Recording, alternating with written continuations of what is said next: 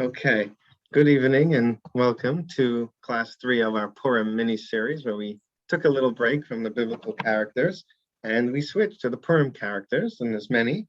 There's obviously the ones that stick out as being more famous, and we went with that. We covered Vashti and Achashverosh, and now we kind of switched to the Jewish side of things, and that is Esther, and next week Mordechai, and that leads us right into Purim. Of course, Haman is someone who we've touched on without touching on him directly, and there's always another opportunity to reach him. So I think Esther as a biblical character, coming from the Tanakh, is really important. There's a lot that's been said about Esther. There's a lot that hasn't been said about Esther, and I think I once read this book as a kid. I forget what it was called, but it was a book, a 12-series book. But what it was is that this author took a class of 12 girls, and she went through a school year through the eyes of each of these girls. And it's fascinating because it's the same class and the same events happen in the class, but each of these students is seeing things differently. And obviously she highlights different parts more for other kids, but each one has their own story. So let's say they have the class trip. It says how the different kids, the popular girl loved it, the shy kid was very frightened by the idea of going away. And I often think that we could do the same thing when it comes to the Purim story, the Megillah, that we can zoom out and kind of look at it from a bird's eye view, that we could do. But at the same time, we can also zoom in and look at it from the eyes of the different people involved. And it's a fascinating journey to do that. And we kind of did that when we spoke about Vashti, and we did that very much when we spoke about Achashverosh. And I think looking at the Purim story from Esther's perspective is maybe one of the most overlooked elements, because what we'll see is she was a Jew, but yet she was in the palace. So when we talk about the Jewish situation and the feelings of the Jewish people, we often refer to Mordechai, the leader of the Jews, and how he reacted and how he leads. So it's really powerful to also take a look at it through Esther's eyes and see what that means. And see, talking about a woman who is a heroine, here we have it. It's a tremendous story where she is absolutely the focus of it, and she gets the book named after her, which is incredible. And I want to explore that because there are so many names that the scroll of Esther could have been called. First of all, it could have been called the scroll of Mordechai and Esther, could have been the scroll of Purim, it could have been the scroll of the days of Achashverosh, the days of the Jewish people in Persia, many different names. And yet the one that it's not just the one that was popular and stuck with the people, the culturally accepted one, but it's the one that's accepted as part of the 24 holy books of the Tanakh, of Scripture. And that's really important to bear in mind. And whatever role she played, it was critical, it was key, and in some ways she's unsung, because the parts that we know about, of course, we know, but then there's many parts that we don't know. So let's jump right in.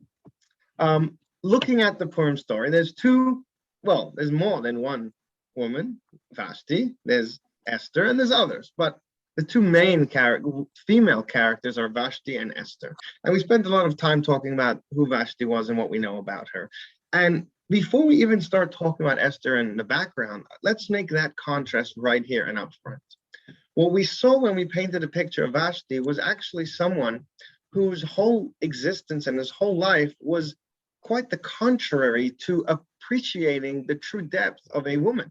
Because what she fit right into that narrative that a woman is for the looks and for your pleasures and at your beck and call. So she lived her life in that manner where it wasn't about personal work, right? She wanted to live off her grandfather and her father's pride and her grandfather's standing as the king who destroyed. It was exactly the opposite of what we would like to see as independent, strong women leaders who are able to be themselves, not because of anyone else, because of who they are, and also not because of the shallow elements to them. There's nothing wrong with looking good, but it's not limited to that. It's not their whole existence. And so Vashti paints this picture of someone who's quite, who fits in with the stereotypes of what women used to be, and maybe in some circles still are today. Esther, I think, really breaks free from that, because what is she? she could fall into that honor, beauty thing that she was. She was pretty, she was the queen, she could have had anything she wanted, she could have had slaves and slave girls being bossed around. But yet, that's not the direction that she takes. She takes a direction of self-work, of fixing and working on her own character to be the very best person that she could be. And what that really tells us is that this woman, Esther, emboldens women for the generations to come, forever, till today, to say that a woman need not fit into the stereotype of those who are around, but rather can answer the calling, the mission of the day, whatever that might be. And we'll get more into that at the end. So not everyone's going to become the queen of Persia, but everyone is going to be the queen in their own life if they so choose.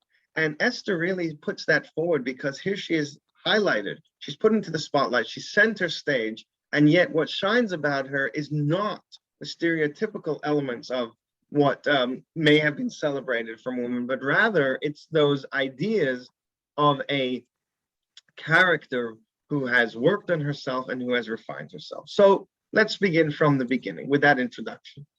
So what we do know about Esther, somewhat, it's not, we don't know tons, but we have some information. Number one, she was an orphan. That right away puts you into that framework. Here we're talking about a young girl who didn't have her parents right there guiding her through life. Her father died before birth, her mother died at birth. So she is left. And a child like that can often end up in many different ways if they're not cared for. And here today in the news, we're hearing about these orphanages doing amazing work. And you see the value in that. When you hear about I just hear about a Chabad orphanage that was in Odessa that have a 2-month-old baby. It brings these elements to life where, yes, it's not just about the physical saving, which is, of course, the critical, fundamental first step, but there's also the next step, which is they need education. These children need vision. And so Esther doesn't have her parents to guide her. But yet what we understand is that at that time, there was still a strong sense of Jewish community, and she was cared for.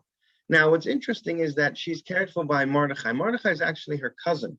And being her cousin, they grow up, and however the age difference, I don't know what it is, and maybe I could find out, but whatever that age difference is, it doesn't seem like it's necessarily that big.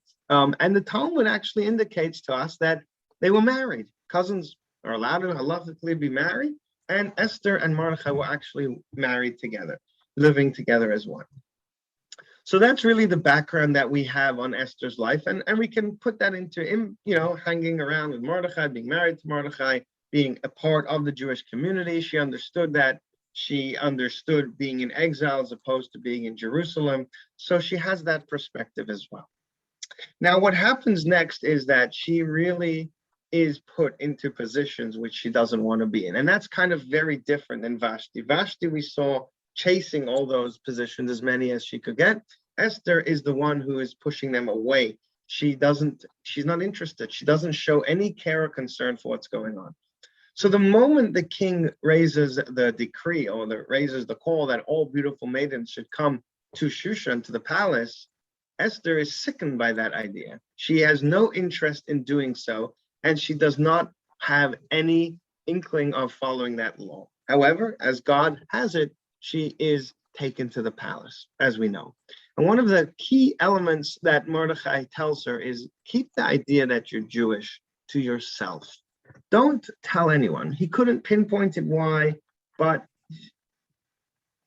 for whatever reason, he felt that this is something that you should not say out loud. And she doesn't. And obviously, she keeps that a secret until the critical moments. Now, when she hears that the Jewish people are about to be annihilated, okay, let's go into Esther's head for a moment. There's two things that possibly could be happening. On the one hand, she could say, you know what? I am so far removed from my Jewish community. I am now living in the palace, and I absolutely don't feel connected to them at all. And not only that, they're being persecuted. They're being sentenced to death, to be murdered. I will just be the queen that God wants me to be, and I will just be that Persian queen. Nobody knows better, and I'll move on to that. That's one response that she could have taken. And you know what? Maybe we could have excused her for it. It's an easy way out. why throw another Jew into the mix when she has a chance to say, no, I don't want to be that. We know that's obviously not the approach she took. Hey, Ellen. And we know that's not the approach she took. The approach she took was one of, you know what? No, I am who I am and mine. Hey, good evening. How are you? Good. Good. All right. So Esther in the palace makes a decision that she's going to stick to her Jewish roots. And the Talmud shares some fascinating ideas of how she did that. How is she going to be a Jewish queen in a Persian palace? Not only a non-Jewish palace, but a palace which despises the Jewish way of life, with Haman coming in and out and so on. So she comes up with some very clever, cunning ways, and it takes bravery, but she had that. She had that intuition to do it. So one of the things she says is she goes on a diet. In this day and age, that would go really well. She's a vegetarian. She doesn't like to eat meat. She only likes to eat healthy foods, and she gets fed seeds and nuts and fruit, and that's great. And as long as she's keeping up her physical beauty, which was very important to King Achashverosh, then the king was okay with that. And she had all the chefs that she needed at her beck and call to take care of it.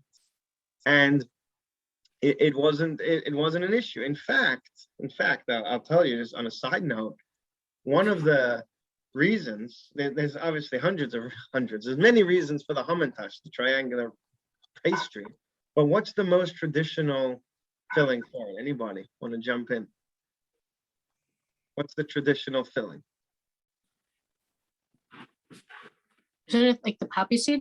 Poppy seed, yep, that comes to mind as the most common. Personally, the most distasteful, but it is the most traditional. Now you get all sorts, but the reality is it is a traditional pastry with poppy seeds. Why the poppy? So one of the reasons is because it reminds us of those seeds that Esther ate in the palace, that she munched on those seeds, those nuts. So we actually fill the hamantash with those seeds because we want to remind ourselves of her bravery and her willingness to stay to her roots. The second thing she did, says the Talmud, was she arranged her maidens to serve her a different day of the week. Now, the Persian calendar wasn't the way we have it today. They didn't have days of the week. There wasn't a 7-day week. So Shabbos would be lost. Which day is Shabbat would be very confusing because there's no calendar to check. There's no internet to Google it on and so on. So what she did was she made her own 7-day cycle. And she said, this maiden is for day 1. I know that's Sunday. And this one is day 2 and so on until comes to day 7. She knows, oh, this is Shabbat. And we're also told that she was in with her maidens, that she was Jewish and she was able to communicate with them. There was no work on Shabbos and they didn't have to cook for her. And she was able to keep her Jewish practice under wraps, but in a way that was smart. Another point, again, just jumping back and forth, is that it comes to the party where she invites Achashverosh, she invites Haman, and they're sitting, and we know, of course, there was wine. It doesn't tell us what the menu was besides wine, but there was obviously food. And we're told that was actually the night of the Seder. So here you have Esther, who perhaps conveniently is able to now drink 4 cups of wine alongside Achashverosh and Haman, and no one is the wiser because she is drinking along with them and didn't have to eat anything that was not kosher for Passover. Maybe she served fruits or whatever, and they can eat whatever they eat. They're not obligated to have a Seder with her. And there she is able to keep the 4 cups of wine. So you see these different ideas that the Talmud points out and the different sources that she was focused on retaining her identity despite all the challenges, the obvious challenges, the physical dangers that entailed through doing it. Okay, so now Mordechai comes to her and says, Esther, we have a real problem. Now, here's what's really interesting. What I find fascinating is that Esther lives in the palace. She's the queen. And yet, that's not how she finds out about the decree. You would think in the inner chamber of the king, the decree is spoken about, is heard of, where else? Right there. But no, Haman did a very good job at keeping the decree a top secret because he didn't want anyone to find out about it. He wanted to send letters to the people to be ready for the 13th of Adar, but he didn't want to give too many details because he didn't want the Jews to get involved and to plead and to use political influence and so on. Obviously, it leaked, but it's fascinating that it didn't leak from inside the palace. It leaked from outside back in. And Esther gets word from Mordechai and says, you know, there is this situation, and now this is it. This is that critical moment. It's that critical moment where you have to make a choice. The choice that you have to make is, do you see God's hand in every step of this journey, of this story, or not? And if you put up your hands and say, sorry, this is not for me, I'm not feeling brave or courageous enough, okay. God will save the Jewish people, says Mordechai, but it's not going to come through you, it'll come through somebody else. That is a really critical moment for Esther. Why is it such a critical moment? Because in truth, there are two ways that we can sacrifice ourselves for our beliefs, right? And throughout history, we see this repeating itself over and over. Thank God today, we don't have it here in this country, the first element, which is, sacrificing ourselves physically. We are not in danger of our lives for being Jewish here in America and most of the world, thank God. There were many times throughout our history, too many to recount on one finger, on one hand, of situations where it was either convert, either give up, denounce your Jewish belief, or die. So there was a physical danger that the Jewish people have faced throughout history. And it takes a tremendous amount of self-reflection and self-sacrifice to say, you know what, despite the fact that I might be ending my life here in this world and everything I know is going to be over, but I have a soul deep inside that's burning bright, that's part of God, and there's something more than just the physical life. And this is a decision that countless Jews have had to make, of all different ages, all different backgrounds, all different affiliations, and all different levels of observance. Because when it comes to the core is shaken. So this was one level of self-sacrifice that Esther had to face almost on a continuous basis. Like I laid out to you, she had to be clever, she had to be cunning. Then she's going to reveal herself to Haman and Achashverosh. And right then and there, she is also going to be giving herself up in a very physical sense. So that physical danger is something that she also had to face. Now, she wasn't alone in that physical danger choice, meaning the idea of self-sacrifice in a very physical sense. Who else had that moment of self-sacrifice? So the answer is, it was the entire Jewish nation. Why? Because Haman hated Jews. Haman had a decree signed and sealed with the king's signet ring that every single Jew's blood is free, can be murdered without question. And the Jews were not allowed to defend themselves. That was part of the decree. So we often forget that had a Jew gotten up and said, you know what, Haman, I denounce my Judaism, I denounce my religion, I denounce my faith, my belief in God. I'm one of you. I'm a Persian. I believe in all your Persian deities and whatever else your beliefs are. It says that Haman would not have had that person killed because not Jewish. How many? So the decree was made about Passover time, just before Passover. 11 months later is when the decree was going to be carried out. Now Haman gets killed, but that doesn't end the decree. As we know, once the decree was signed and sealed, it cannot be overturned. The difference is that the Jewish people were allowed to defend themselves. That was the new decree. That was the big novel moment after Haman was killed. So for 11 months, the Jewish people were weighing that choice, so to speak. Do we give up our faith or do we stand strong, trusting God? And it says that for those 11 months, not a single Jew wavered in their faith and belief in God, which means that for 11 months, they stood prepared to be ready to physically give up their lives. Okay. So that was something that Esther faced long before the decree against the Jewish people, but it continued to the other Jews as well. But then there was something else. There was a second type of sacrifice that Esther had to decide on that was unique to her, a choice that only she could make. And this is really the depth of Mordechai's urgent plea to her. Are you ready for this moment? To sacrifice yourself physically is a very powerful, but you're not the only one. It's been done before. But are you ready to sacrifice yourself in a deeper way? And what is that deeper way? That is spiritual sacrifice, which means that a person who, God forbid, throughout history, any Jew who was murdered just for being Jewish, their soul soars up on high. That is a sanctification of God's name, and their spiritual reward and the paradise with which they bask is tremendous, because spiritually they are pure now. That act of self-sacrifice is like the greatest repentance in the world. So their souls soar. So had any of the Jewish been killed at that moment, spiritual reward would have been tremendous. So physically, a sacrifice, absolutely. Spiritually, they would be soaring high. It would be the greatest.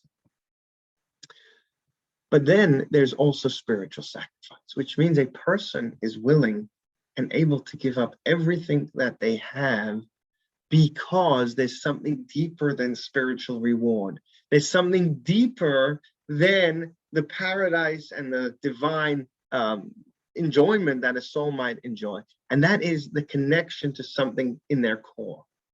And this is the decision that Esther had to make. And let me explain. Was Esther at fault for anything that was going on in her life? No. She didn't volunteer herself to be at the intimate pleasure of the king. Of course not. She despised it.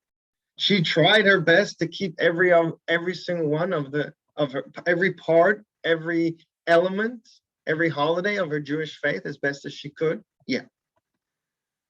So she's not to blame for any of that. So let's be open and honest. When Ahasuerus decided to be intimate with Esther, she's not at fault. She's married. She's not an adulterer, though, because this was against her will. So the Talmud uses the expression that she was passive. What could she do? But now, Mordechai is saying, you go and initiate a moment of intimacy with the king. You go. You walk into there. You weren't called. It's been 30 days, more than 30 days, right? That Esther wasn't even summoned to the king. And Mordechai says, go. You initiate that. At that moment, Esther is facing a big question. I'm ready to give up everything in this world. I might get killed for going into the king's inner chamber without being summoned. But I'll also lose everything else because now I'm an adulterer. Worst of the worst. Terrible, terrible thing to do. I'm volunteering myself to go and do such a terrible crime. And that was the moment that she had to say, am I ready for that? And there we talk about what was the deeper element. That was the salvation and the surviving of the Jewish people. It's more important to her, and because ultimately she goes, it's more important to her, the salvation and the survival of the Jewish people than her own personal spiritual growth and her own spiritual journey and her spiritual reward that she may have deserved. She says, I'm willing to give all of that.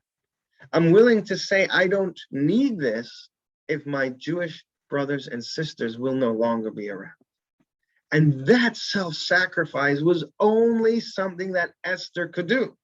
No one was in that position to do that. It was only Esther.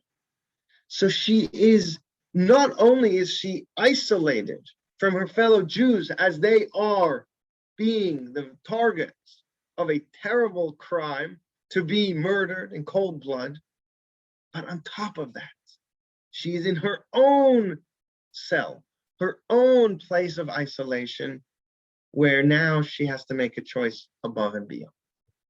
And this is the powerful moment where she makes that choice. And I want to share with you, before we go back to Esther, I want to share with you an interesting story that somewhat explains this. So the story goes about 200, 300 years ago in a shtetl, somewhere in Europe, there was a great rabbi, his name was Reb Levi Yitzchak. And Reb Levi Yitzchak, I believe it was Reb Levi Yitzchak, I'll go with that. I'll be making a mistake with somebody else. But great sage, a great rabbi, Reb Levi Yitzchak. And at that time, it wasn't always so easy So this was Sukkot time, right after Rosh Hashanah, right after Yom Kippur. The community was getting ready for the holiday of Sukkot.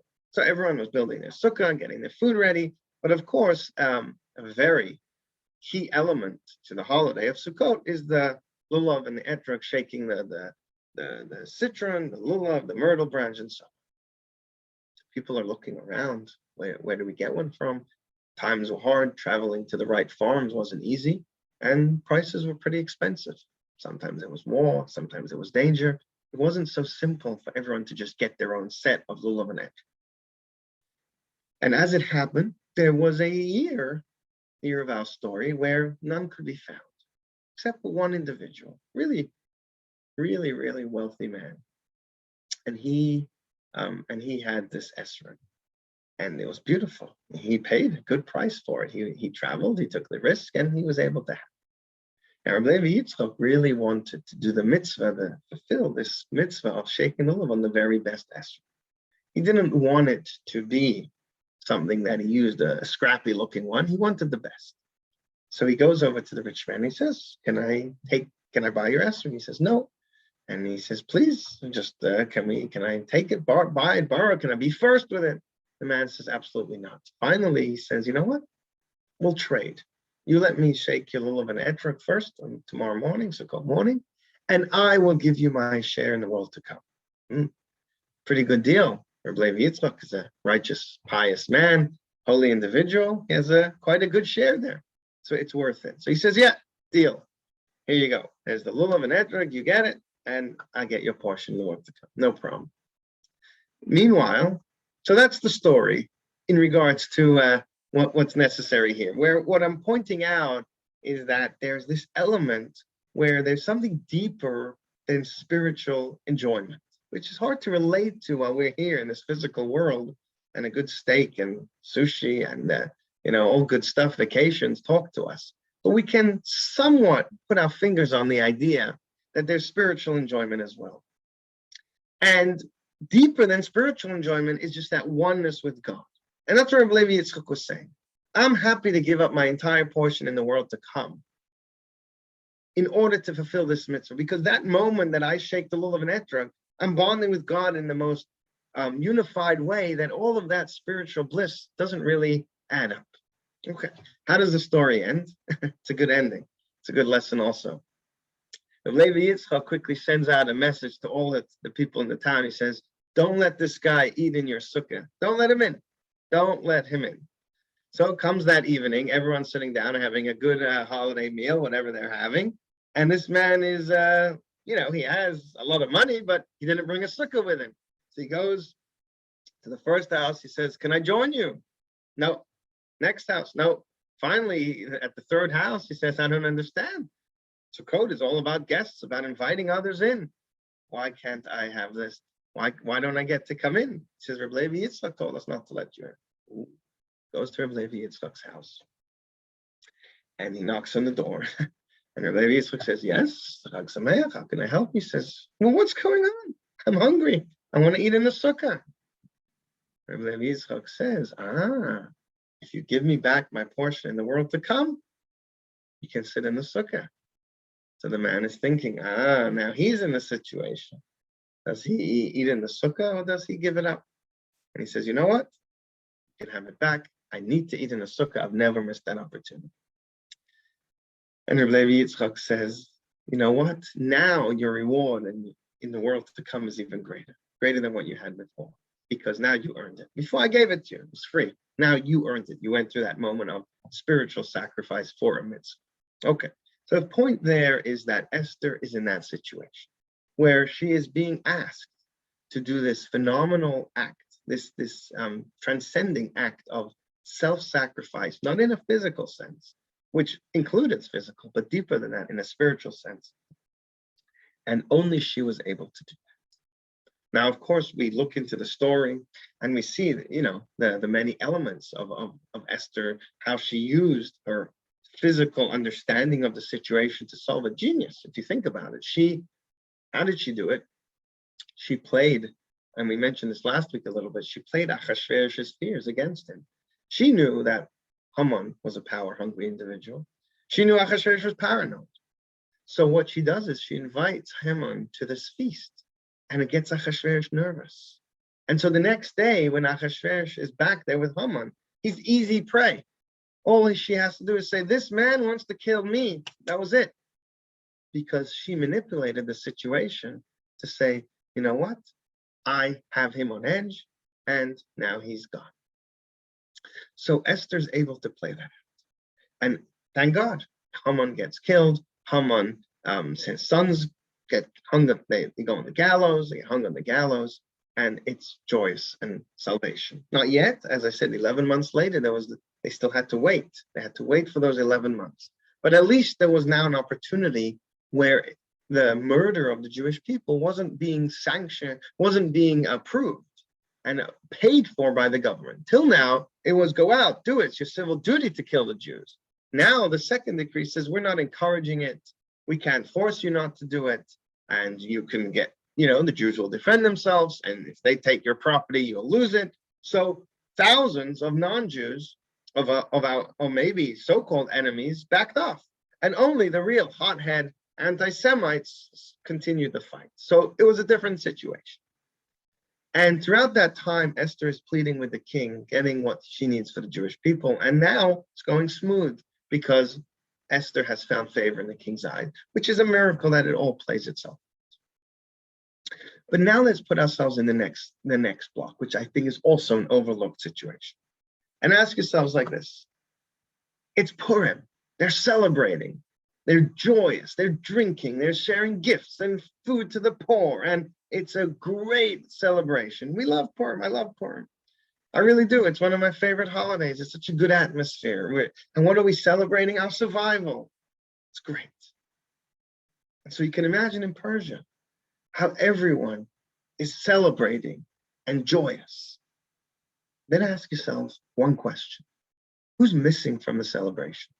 There must have been one person missing. Who? Esther. Esther's missing from all the parties, from all the joy, from all the feelings of liberation. In a certain way, Esther's gone. She's not there. Why? Because she's still stuck with Achashverosh. She didn't go home after that. It wasn't like the curtains closed and it's over. She was still married to Achashverosh, to a man, as we discussed last week, who in a flick could go back to his hateful ways. So while everyone is joyous and celebrating, there's a heroine stuck in the palace who can't leave. And you ask yourself, do we feel bad for Esther? Or do you feel good for Esther? And some might say, in the midst of my whole Purim celebration, I shed a tear for Esther because I feel bad for her situation. But we look at it in a different way. And we say, no, quite the contrary. Esther being in the palace was the greatest act for her because she knows that her presence, her grace, her beauty to the king was so critical, so crucial that it perhaps, we don't know this because what doesn't happen, we don't know. But perhaps her very presence in the palace avoids and keeps away any other decrees from coming up to Achashverosh. So is that something that she looks down on? No. It's the greatest knowledge to know that on my shoulders is the survival and the continuity and the safety and security of the Jewish people. Me being here, I don't want to be here. I would never have chosen this for myself, but I am here and I rise to the moment because it's not only about me in this world, it's not only about me in the spiritual world. It's about my job here going forward. So while everyone is able to celebrate the Judaism alive and well, Esther is staying in the palace, so to speak, to be a guard, to be a protecting angel for the Jewish people so that Achashverosh never slips back into that way. In fact, as we'll see next week, Mordechai does a similar thing, not as intense as Esther. Esther's living there, but Mordechai also suspects that Achashverosh could perhaps fall back into that.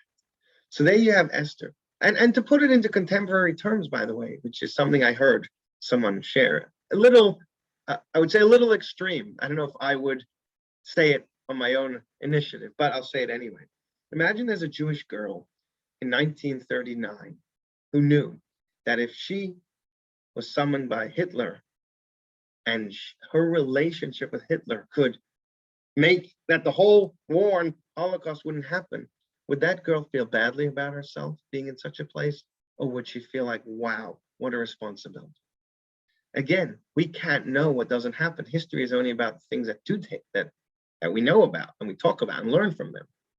But there's a good chance that Ahasuerus could have fallen back into that trap, into his feelings, his sentiments of anti-Semitism, and Esther being there kept those away consistently and continuously.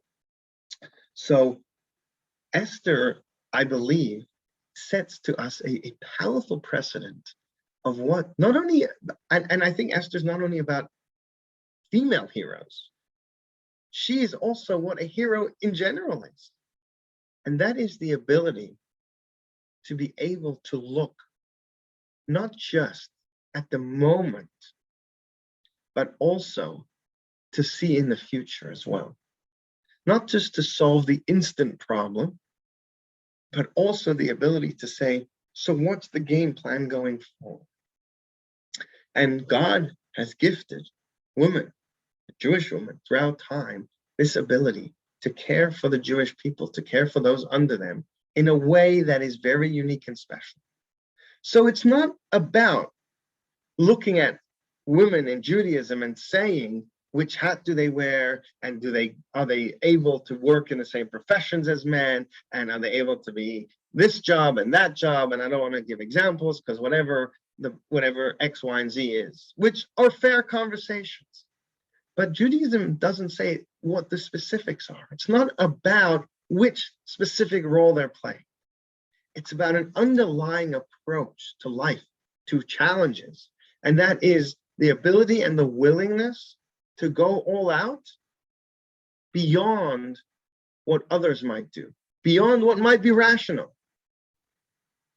A mother who's willing to sacrifice for her children is illogical, because if she's gone, she'll never continue her physical relationship with her children. But yet that will never, go tell that to a mama bear who's protecting her cubs. Doesn't matter. It's the ability to say that there's something beyond what we see in the immediate present, but I'm willing to take big jumps, big strides, big sacrifices for the greater picture as well, to go beyond myself completely in a way that doesn't make sense.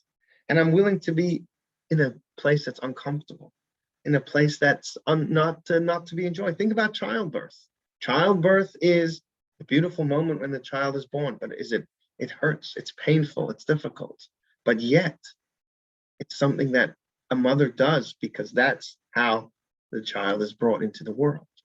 And so Esther reminds us that the ability of a Jewish woman is to, number one, stand up for what you believe in, not because of anyone else, but simply because that's who you are. And deep down, it's not about a shallow image that you have to give up. And second of all, the ability to care for the Jewish people as a whole in a way that no one else has the vision to do. And going back to what I said all the way at the beginning, that the book is called Scroll of Esther, Megillat Esther, not Mordechai and Esther, not Purim, not anything else, not Persia. It tells us something. What happened? How did it become a part of the story? The Talmud tells us that after the Purim story, Esther had a request. She had two requests. One request was that the holiday of Purim should be celebrated, and the second request that the story should be written down. And the rabbis did not want to give in on either of those requests. She says, Kisvuni l'doros, write me down, write the story of Esther and what happened here for the future, for all time. And they said, no. They said, we already have similar stories of when Amalek wanted to destroy the Jewish people, and we're not doing it. And Esther's vision was greater than that. And she said, for the sake of the Jewish people, for the sake of Jewish survival, it is so important that this story is written down in the Jewish version. Meaning, of course, the Persian media was covering this from morning to night. host after host was talking about this, and guest after guest giving their were analyzing it, and the chirons were going fast, and all of that was happening. But Esther says, but what about the Jews in the future generations? Where are they going to get their version of the events, their story from? From their media that might die out, or from us, from our perspective, with the lessons and the messages that we need? And ultimately, she's right. She knows that the writing of the story of Esther is so critical for the Jewish people down the line. And this is not something unique to Esther, although her story is very, very special. Rebecca also, same thing.